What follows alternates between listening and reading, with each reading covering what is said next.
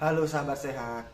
Jadi pada video kali ini aku mau sharing nih sama teman-teman semuanya terkait operasi sesar dengan metode yang lagi ngetren ya saat ini, yaitu dengan metode ERAS. Untuk payer dengan menggunakan BPJS, apakah benar nih gratis dan hanya bayar 0 rupiah? Nah, jadi ini murni pengalaman aku sendiri ya. Jadi beberapa waktu yang lalu istriku operasi sesar dengan metode ERAS menggunakan payer BPJS di salah satu rumah sakit yang ada di Jember. Nah, aku akan sharing nih pada kalian semua, apakah benar operasi metode ERAS itu gratis untuk payer BPJS? Apakah ada tambahan biaya? Dan bagaimana prosesnya? Yuk kita simak videonya berikut ini.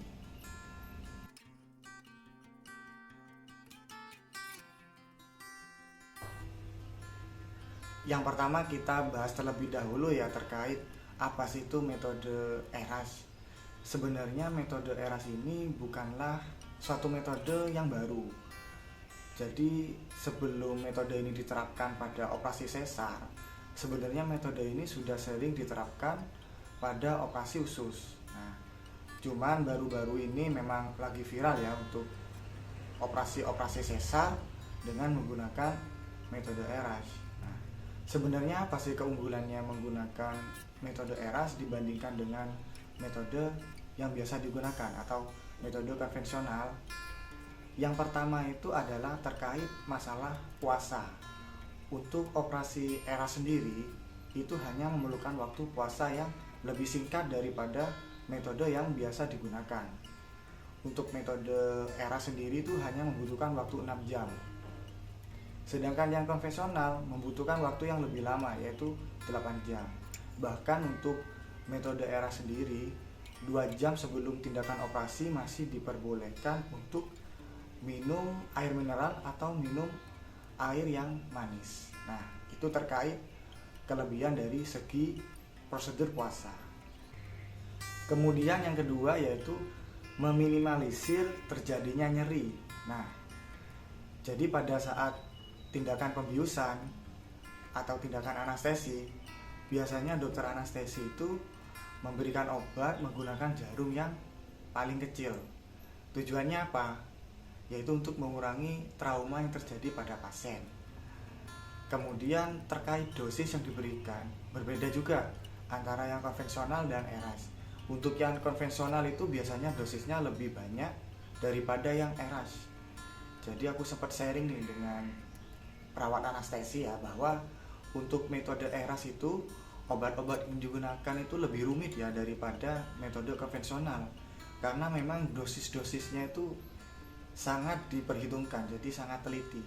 Makanya kenapa untuk metode ERAS ini lebih mahal daripada yang konvensional, salah satunya yaitu terkait pemberian dosis obat yang memang diperhitungkan sedemikian rupa ya, jadi nggak asal ngawur diberikan.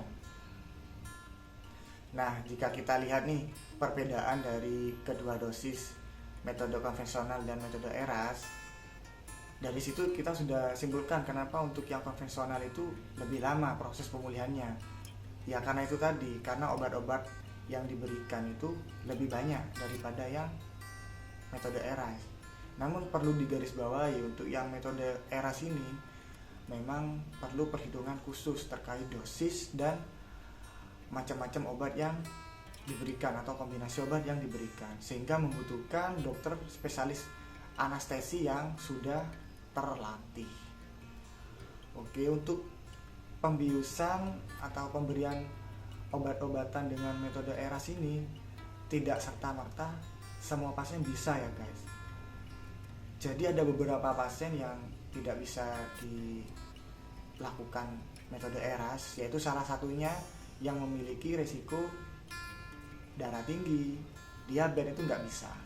Kita lanjut yang ketiga, yaitu proses pemulihan yang lebih cepat daripada dengan metode yang konvensional. Kenapa? Karena setelah post-op, 2 jam setelah post-op, biasanya pasien ini sudah mulai diajarkan untuk bergerak. Biasanya dokter pun menyarankan untuk memberikan permen karet untuk dikunyah ya oleh pasien. Tujuannya apa? Jadi tujuannya yaitu untuk memancing usus agar bekerja kembali. Jadi reaksi yang biasa ditimbulkan itu seperti ketut. Kemudian 6 jam setelah post op, untuk kateter sudah bisa dilepas, sehingga untuk aktivitas bisa lebih cepat dilakukan. Untuk 10 jam post op baru pasien bisa aktivitas kembali secara normal. Kita lanjut yang keempat ya, yaitu terkait luka operasi. Jadi pada metode ERAS, pada saat melakukan pembedahan, dokter itu seminimal mungkin melakukan pembedahan sekecil mungkin. Tujuannya apa? Jadi pada saat nanti proses penyembuhan luka itu bisa lebih semakin cepat karena luka operasi yang kecil. Nah, kurang lebih seperti itu ya kelebihan dari metode ERAS yang digunakan saat ini. Sebenarnya mau metode apa yang digunakan itu hanya sebuah metode. Jadi dokter itu sebelum menentukan metode apa yang akan digunakan, mereka akan melakukan observasi terlebih dahulu kepada pasien, melihat riwayat pasien seperti ada hipertensi, diabetes, kemungkinan masalah kesehatan lainnya yang tidak memungkinkan untuk dilakukan metode ERAS. Jadi dokter bisa menentukan metode mana nih yang baik digunakan pada pasien tersebut. Apalagi di era yang udah canggih sekarang. Jadi teman-teman semuanya mau metode apa yang digunakan, saya rasa untuk saat ini itu sudah dilakukan sebaik mungkin. Jadi jangan khawatir ya teman-teman semuanya. Oke, jadi payer BPJS yang digunakan istriku pada saat itu yaitu kelas 2 untuk tindakan operasi sesar menggunakan metode ERAS. Ternyata itu memang benar-benar ditanggung 100% dan hanya membayar 0 rupiah.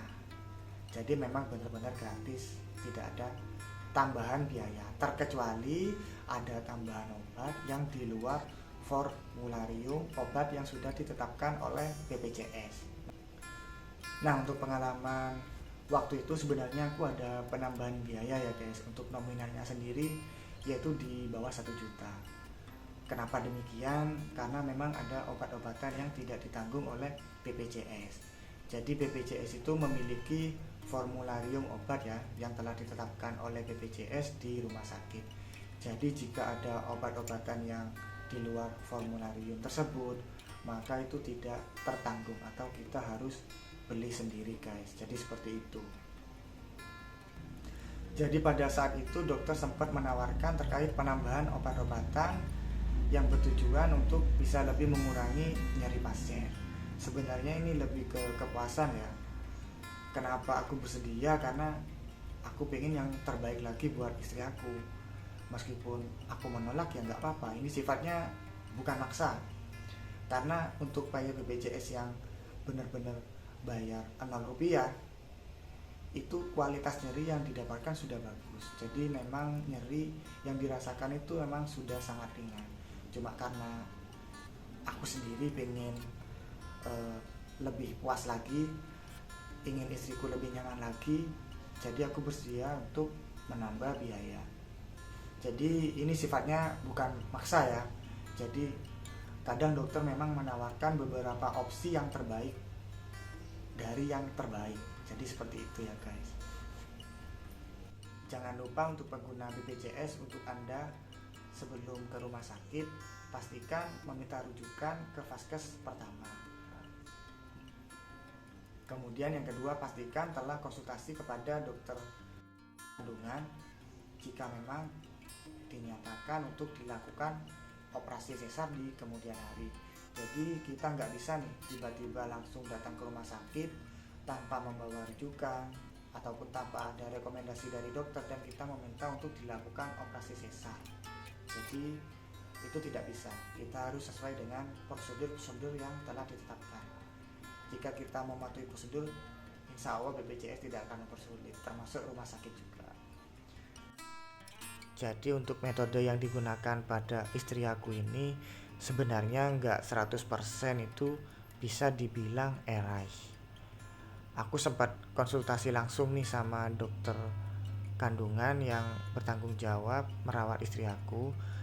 Beliau mengatakan bahwa metode yang digunakan itu nggak 100% eras, tapi bisa dibilang juga eras. Beliau lebih suka dibilang metode Siloam style. Mengapa demikian? Karena sebenarnya setiap dokter itu memiliki ciri-ciri tersendiri ya, atau memiliki, bahasa gampangnya tuh, memiliki seni tersendiri dalam melakukan tindakan.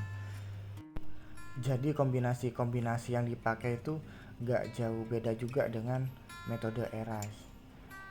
Jika kalian perhatikan metode ini di rumah sakit lain, sebenarnya gak jauh beda juga, bisa saja berbeda. Jadi gak bisa dipastikan sepenuhnya itu dia memakai metode eras. Maksudnya nggak 100% metode itu eras. Jadi mungkin ada beberapa kombinasi-kombinasi yang dipakai. Sebenarnya inti dari metode eras sendiri itu adalah metode yang bertujuan untuk mempercepat proses pemulihan dan penyembuhan pasien. Jadi seperti itu guys. Sekian video dari saya, semoga bermanfaat. Jika mungkin ada kritikan terkait video saya atau masukan bisa dikomentari. Semoga video ini bisa bermanfaat. Terima kasih.